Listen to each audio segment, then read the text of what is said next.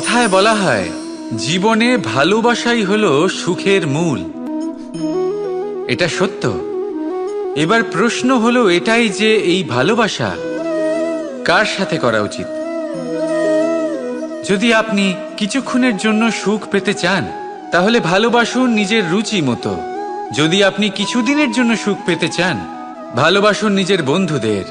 যদি আপনি কয়েক মাসের জন্য, কয়েক বছর বা অনেক বছরের জন্য সুখী হতে চান তাহলে ভালোবাসুন নিজের পরিবারকে, মাতা পিতা, নিজের সন্তান, স্বামী স্ত্রী, নিজের আত্মীয়দের। কিন্তু যদি আপনি চিরকালের জন্য সুখী হতে চান তাহলে ভালোবাসতে হবে শুধু নিজের কর্মগুলিকে। কারণ সম্পর্ক যেমনই হোক না কেন কখনো না কখনো ভেঙে যাবেই। এই সংসার হলো এমনই যে যাদের সঙ্গ আমরা পাই তাদের সঙ্গ একদিন ত্যাগ করতে হয়। শুধু কর্মই হলো এমন এক সঙ্গ যা কখনো আপনাকে ত্যাগ করবে না। আপনার মৃত্যুর পরেও এই কর্ম আপনাকে বাঁচিয়ে রাখবে। তাই সবসময় মনে রাখবেন, এই কর্ম ধর্ম মনে করে পালন করা উচিত। জীবনের শেষ মুহূর্ত পর্যন্ত কর্মকে ভালোবাসুন। জীবনের শেষ মুহূর্ত পর্যন্ত সুখে থাকবেন। আর আমি তো সবসময় বলি, শুধু কর্ম করতে থাকো, ফলের চিন্তা করো না। তাহলে আসুন আর আমার সাথে ভালোবেসে বলুন, রাধা রাধা। কিছু পাখিদের লক্ষ্য করি আমি, জীবন ভোর বাসা বানাতে থাকে। এখান থেকে ডাল কুড়িয়ে, ওখান থেকে পাতা কুড়িয়ে, সর্বদা এই কাজেই ব্যস্ত থাকে যাতে নিজের বাসা বানাতে পারে। আর এই কাজে এত মগ্ন থাকে যে নিজেদের ডানার অস্তিত্বের বিষয় সম্পূর্ণভাবে ভুলে যায়। ভুলে যায় যে তাদের কাছে এক বিশাল আকাশও আছে ওড়ার জন্য। আর কোথাও এই জীবন বাসা বানাতে বানাতে ভস্ম হয়ে যায়। আমাদের মানুষের সাথেও এমনই হয়। জীবন যাপনের জন্য অর্থ অর্জন করতে করতে এত ব্যস্ত হয়ে যায় যে ভুলেই যাই যে আমাদের জীবন যাপনও করতে হবে। অর্থ জীবন ধারণের জন্য হয়, জীবন ধারণ অর্থের জন্য নয়। তাই বলছি, শুধু বাসা বানাতে থাকবেন না, নিজেদের ডানাগুলি মেলুন আর উড়ান দিন এই খোলা মহাকাশে। আর ভালোবেসে বলুন, রাধা রাধা। একটি পিঁপড়ের আয়ু অত্যন্ত কম হয়, 2 দিন বা খুব বেশি হলেও 1 সপ্তাহ, ব্যাস। কত কম ভোজনের দরকার পড়ে ওদের, কিন্তু তাও সে চলতে থাকে, কর্ম করতেই থাকে। আগামী প্রজন্মের স্বাচ্ছন্দ্যের জন্য কখনো থেমো না, কর্ম করে যাও, চলতেই থাকো। কিছু না পেলেও পথ চলায় পারদর্শী হয়ে উঠবে। লক্ষ্যে না পৌঁছলেও একজন ভালো যাত্রী হতে পারবে।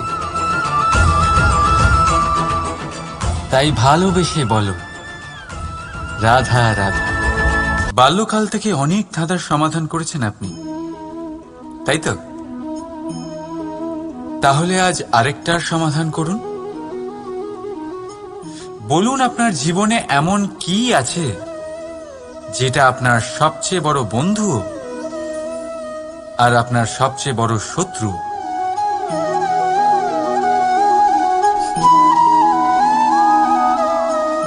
বুঝদারের জন্য ইশারাই যথেষ্ট। ঠিক ধরেছেন আপনি। সেই বস্তু হলো সময়। কেন কেন সময় আপনার সবচেয়ে বড় বন্ধু আর সময়ই আপনার সবচেয়ে বড় শত্রু? উত্তর হলো সময়ের সম্মান। যে ব্যক্তি সময়কে সম্মান করে সে নিজের জীবনে সমস্ত লক্ষ্যে পৌঁছে যায়। সংসার তার গুণের কদর করে, তাকে মাহাত্ম্য দেয়। আর যে ব্যক্তি সময়ের মাহাত্ম্যকে সম্মান করে না, বুঝতে পারে না, কারণে অকারণে তার অপমান করে, সংসার তাকেই ভুলে যায়। এই জন্য সময়কে সম্মান করুন, তা নষ্ট করবেন না। কারণ ভালো সময় এই সংসারকে দেখাবে আপনার বাস্তবিক রূপ, কিন্তু খারাপ সময় আপনাকে দেখাবে এই সংসারের বাস্তবিক রূপ। তাই ভালোবেসে বলুন, রাধা রাধা। জীব জন্মগ্রহণ করে, আর তার সাথেই সজাগ হয়ে ওঠে তার স্মৃতি। স্মৃতি বড়ই শক্তিশালী, তা থেকে হয় বিচিত্র অনুভূতি। সব সময় আপনার সাথে থাকে, আপনার সাথে যা যা ঘটে সেটা কোথাও না কোথাও কোনো এক স্থানে সঞ্চিত থাকে। কিন্তু কখনো কখনো আমরা ভুলে যাই যে এই স্মৃতি আমাদেরই। তাই এর মধ্যে আমরা কি রাখবো আর কি মুছে দেব তা আমাদের ওপরই নির্ভরশীল। এই জীবনে আমাদের কি মনে রাখা উচিত? সুখ, আনন্দের মুহূর্ত, সেই মুহূর্ত যেখানে আমরা উপকৃত হয়েছি, সেই মুহূর্ত যখন কেউ বন্ধুত্বের মর্যাদা দিয়েছে, সেই মুহূর্ত যখন আমরা কাউকে আনন্দ দিয়েছি। কিন্তু আমরা কি মনে রাখি? নিজের দুঃখ, কষ্ট, সেই মুহূর্ত যখন কেউ আমাদের সাথে খারাপ করেছে, সেই মুহূর্ত যখন কেউ শত্রুতা করেছে। আর তারপর এই স্মৃতিগুলোই আমাদের তাড়িত করে প্রতিশোধের জন্য। তাই আমাদের কি বলা উচিত আর আমাদের কি মনে রাখা উচিত তা আমাদের উপর নির্ভর করে। এই জীবনে সবকিছু ভুলে যান, কিন্তু এই কথা অবশ্যই মনে রাখবেন, যে কথা ভোলার তা মনে থাকে তাই বিবাদ বাঁধে। তাই ভালোবেসে বলুন, রাধা রাধা। কখনো বটবৃক্ষ দেখেছেন? কি বিশালাকায় হয়। কখনো কখনো ভয় করে যে এই ভারী ডালগুলির ভার এই বৃক্ষ বহন করতে পারবে তো। ভয় করে এই বৃক্ষ ভেঙে না পড়ে যায়। কিন্তু না, সময়ের সাথে সাথে শাখা থেকে নির্গত এই প্রশাখাগুলি মাটির দিকে এগোতে থাকে, আর তারপর নিজেরাই শিকড় হয়ে এই বৃক্ষের ভার বহন করে। ঠিক একই রকম ভাবে যারা পরোপকার করেন, সৎ কর্ম করেন, তাদের নিজের কথা চিন্তা করার কোনো প্রয়োজন নেই, কারণ তাদের কর্ম ঢাল হয়ে তাদের রক্ষা করে। এই জন্য জীবনে অবলম্বন নয়, কর্মের চিন্তা করুন। রাধা রাধা। এই প্রকৃতি সকল জীবের সৃষ্টি করেছে, ক্ষুধার প্রবৃত্তির জন্য সকলকে উদর দিয়েছে, আর ব্যবস্থাও করেছে যাতে সকলে পরিশ্রম করে ক্ষুধা নিবারণ করতে পারে, তাই না? আর সংসারের সকল জীবের মধ্যে মানুষই সেই প্রাণী যারা ধন ও মুদ্রার আবিষ্কার করেছে, ধন অর্জন করতে শিখেছে। তবে আশ্চর্যের বিষয় হলো এই যে সেই মানুষই কখনো নিজের পেট ভরাতে পারে না। কেন? এর কারণ হলো লোভ। এই সংসারে যে কোনো প্রাণী, তা সে শাকাহারী হোক বা মাংসাশী, সেইটুকুই স্বীকার করে যাতে সে বাঁচতে পারে, কিছু জমিয়ে রাখে না। কিন্তু মানুষ সারা জীবন শুধু জমাতেই থাকে, কিন্তু তাও না নিজের মনের খিদে মেটাতে পারে আর না শরীরের। তাই যদি কিছু জমাতেই হয়, জমান সৎকর্ম আর নাম, নয়তো এই সংসার থেকে খিদে নিয়েই ফিরে যেতে হবে। তাই ভালোবেসে বলুন, রাধা রাধা। আমাদের জীবনে শিক্ষকের অবদান অনস্বীকার্য।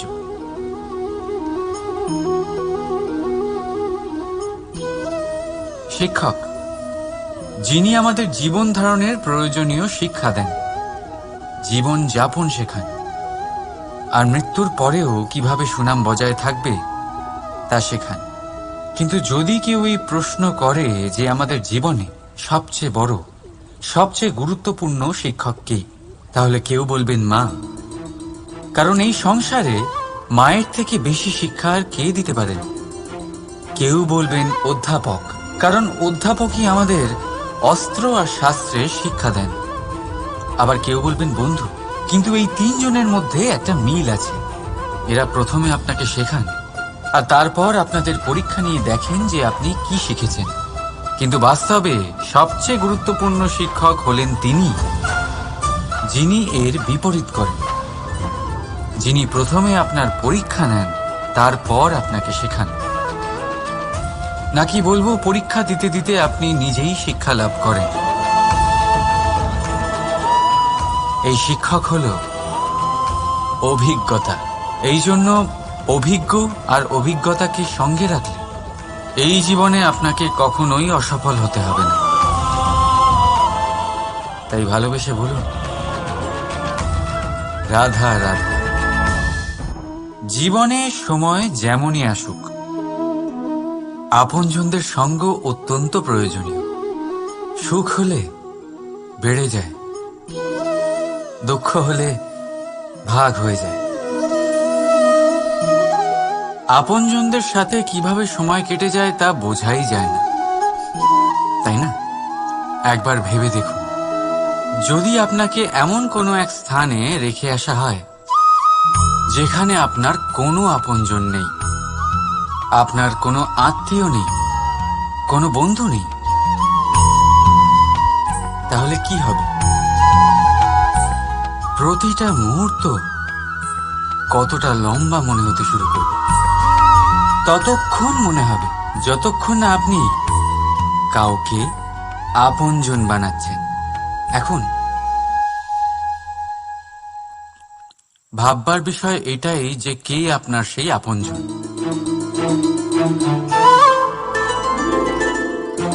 সেই আত্মীয় যার সাথে আপনার রক্তের বন্ধন, নাকি সেই বন্ধু যার সাথে আপনি বাল্যকাল থেকে বড় হয়েছেন, নাকি সেই সহকর্মী যার সাথে আপনি কাজ করেন? কেউ না। আপন সেই যে বিপদের সময় আপনার পাশে থাকে। আপনজনের পরখ সময়ের কোষ্ঠী পাথরে করা হয়। তাই মনে রাখবেন, আপনজনদের সাথে সময়ের খেয়ালই থাকে না, কিন্তু সময়ের সাথে আপনজনদের অবশ্যই চেনা যায়। তাই ভালোবেসে বলুন রাধা রাধা। মানুষের একটা বিশেষ প্রবৃত্তি হলো তারা কখনো নিজেকে নিয়ে সন্তুষ্ট হন না, কখনো নিজেকে নিয়ে প্রসন্ন হন না। যা আছে তার থেকে বেশি পেতে চান, যা পেয়ে গেলেন তার থেকে আরো বেশি পেতে চান। নিজেদের জীবনে বদল, পরিবর্তন আনতে চান। আর এই প্রবৃত্তি এই সংসারে সবচেয়ে মহান, কারণ এই প্রবৃত্তির জন্যই সংসারের বিকাশ হয়। কিন্তু এই বদলের জন্য মানুষ তার খোঁজে থাকেন যা তার জীবনে বদল আনতে পারবে, তাকে পথ দেখাতে পারবে, তার জীবনে পরিবর্তন আনতে পারবে। আর তাই মানুষ সংসার জুড়ে তাকেই খোঁজেন যিনি তার পাশেই আছেন।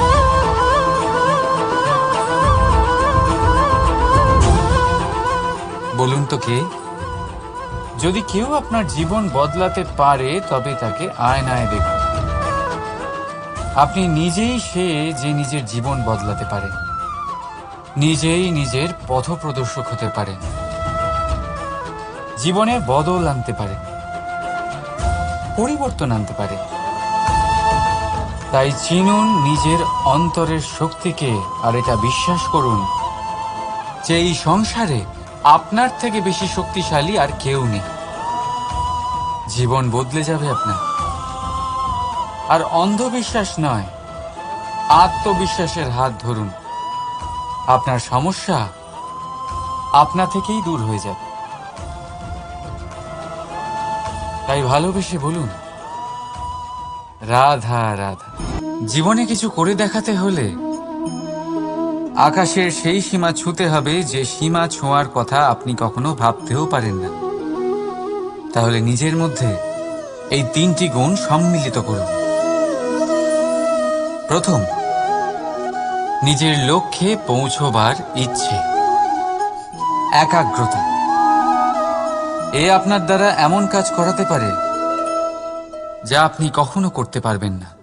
দ্বিতীয়, সাহস, সমস্যার সমাধান করার ক্ষমতা। এটা আপনার দ্বারা তাই করাতে পারে যা আপনি সত্যিই করতে চান। আর তৃতীয় হলো অভিজ্ঞতা। অভিজ্ঞতা আপনাকে বলে দেবে আপনার কি করা উচিত আর কি নয়। তাহলে যিনি ইচ্ছে, সাহস আর অভিজ্ঞতা, এই 3 গুণকে সম্মিলিত করতে পেরেছেন, তাদের জন্য সংসারে এমন কোনো কাজ নেই যা তারা করতে পারেন না। তারা সর্বদা প্রসন্ন হয়ে বলেন, রাধা রাধা। স্বপ্ন আর লক্ষ্য একই মনে হয়। এই দুইয়েরই কথা মানুষ কল্পনা করেন। এই দুই মানুষ অর্জন করতে চান। আর এই দুই পূর্ণ হলে মানুষ নিজেকে অত্যন্ত ভাগ্যবান বলে মনে করেন। কিন্তু এই দুইয়ের মধ্যে পার্থক্য আছে। পার্থক্য এই যে স্বপ্নের জন্য বিনা পরিশ্রমের ঘুম দরকার হয়, আর লক্ষ্যের জন্য বিনা ঘুমের পরিশ্রম। যে ব্যক্তি ঘুমের মধ্যে স্বপ্ন দেখতে থাকেন, জেগে ওঠার পর তার হাত খালি থেকে যায়। আর যে ব্যক্তি পরিশ্রম করেন, শয়নকালেও তার হাত তার লক্ষ্যেই থাকে। তাই যদি স্বপ্নও দেখতে হয়, তাহলে লক্ষ্য জেনে পরিশ্রম করুন আর ভালোবেসে বলুন, রাধা রাধা। ইচ্ছে, সিদ্ধান্ত আর নিশ্চয়তা, এই শব্দগুলো আমরা আমাদের জীবনে অনেকবার শুনেছি, তাই না? জীবনে অনেক সময় অনেক কিছু পেতে খুবই ইচ্ছে করে, কিন্তু শুধু ইচ্ছে হলেই কি সবকিছু পাল্টায়? সবকিছু পাওয়া যায়? অনুর্বর জমিতে বাস করা ব্যক্তির মনে ইচ্ছে হয় যেন সে শীতল জল পায়, কিন্তু সে পায় না। যে এক কুয়ো খোঁড়ার সিদ্ধান্ত নিয়েছে, সে মাটি খোঁড়ার জন্য কোদাল অবশ্যই পেয়ে যায়। আর যে নিশ্চিত করে নিয়েছে, সে দেরি করে হলেও সেই শীতল জল অবশ্যই পেয়ে যায়। তাই জীবনে কেবল ইচ্ছে করবেন না, সিদ্ধান্ত নিন আর তারপর নিশ্চিত করুন, সব পেয়ে যাবেন। আর ভালোবেসে বলুন, রাধা রাধা। প্রদীপ জ্বালানোর কাজ বড়ই আনন্দদায়ক। উজ্জ্বলতার এই শিখা যেন আত্মার মধ্যে গিয়ে মনে উল্লাস ভরে দেয়।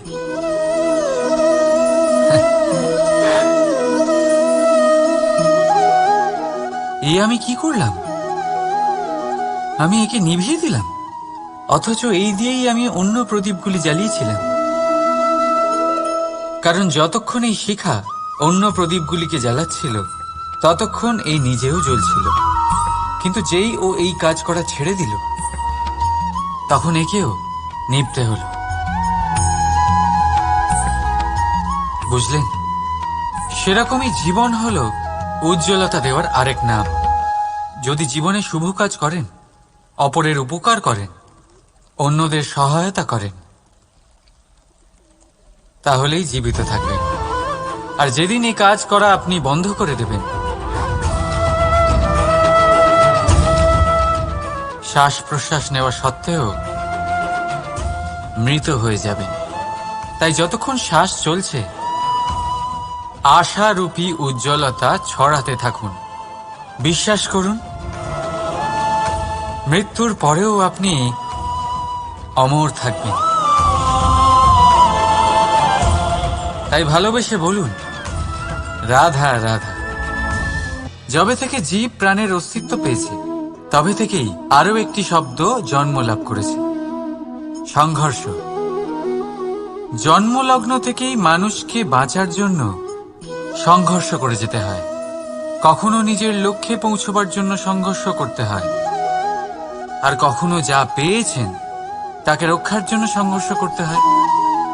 কিন্তু প্রত্যেকে একই অভিযোগ করে যে সংঘর্ষ করার সময় ভীষণ কষ্ট হয়।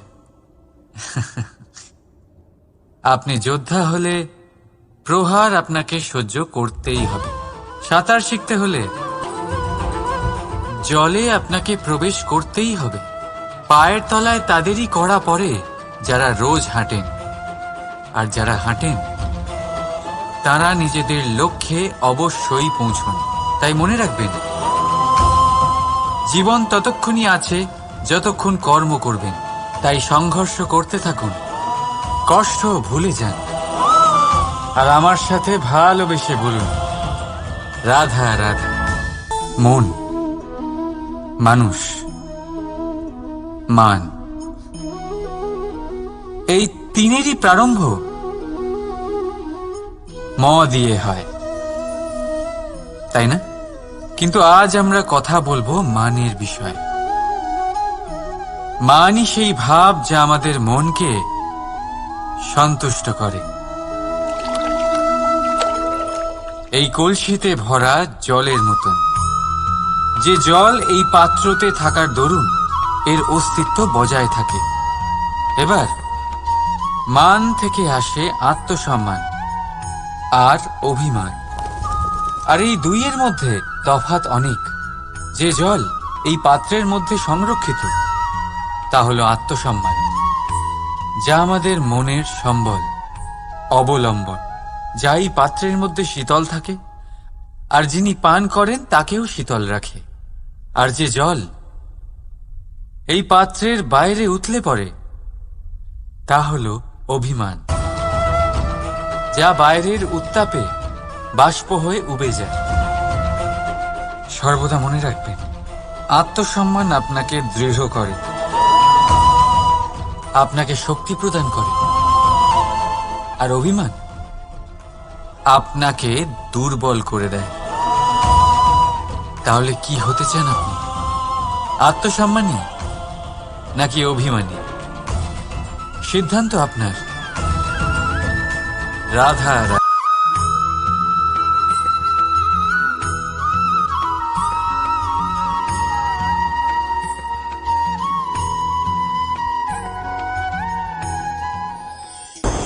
কথায় বলা হয়, জীবনে ভালোবাসাই হলো সুখের মূল। এটা সত্য। এবার প্রশ্ন হলো এটাই যে এই ভালোবাসা কার সাথে করা উচিত। যদি আপনি কিছুক্ষণের জন্য সুখ পেতে চান, তাহলে ভালোবাসুন নিজের রুচি মতো। যদি আপনি কিছুদিনের জন্য সুখ পেতে চান, ভালোবাসুন নিজের বন্ধুদের। যদি আপনি কয়েক মাসের জন্য, কয়েক বছর বা অনেক বছরের জন্য সুখী হতে চান, তাহলে ভালোবাসুন নিজের পরিবারকে, মাতা পিতা, নিজের সন্তান, স্বামী স্ত্রী, নিজের আত্মীয়দের। কিন্তু যদি আপনি চিরকালের জন্য সুখী হতে চান, তাহলে ভালোবাসতে হবে শুধু নিজের কর্মগুলিকে। কারণ সম্পর্ক যেমনই হোক না কেন, কখনো না কখনো ভেঙে যাবেই। এই সংসার হলো এমনই যে যাদের সঙ্গ আমরা পাই, তাদের সঙ্গ একদিন ত্যাগ করতে হয়। শুধু কর্মই হলো এমন এক সঙ্গ যা কখনো আপনাকে ত্যাগ করবে না। আপনার মৃত্যুর পরেও এই কর্ম আপনাকে বাঁচিয়ে রাখবে। তাই সবসময় মনে রাখবেন, এই কর্ম ধর্ম মনে করে পালন করা উচিত। জীবনের শেষ মুহূর্ত পর্যন্ত কর্মকে ভালোবাসুন। জীবনের শেষ মুহূর্ত পর্যন্ত সুখে থাকবেন। আর আমি তো সবসময় বলি, শুধু কর্ম করতে থাকো, ফলের চিন্তা করো না। তাহলে আসুন আর আমার সাথে ভালোবেসে বলুন, রাধা রাধা।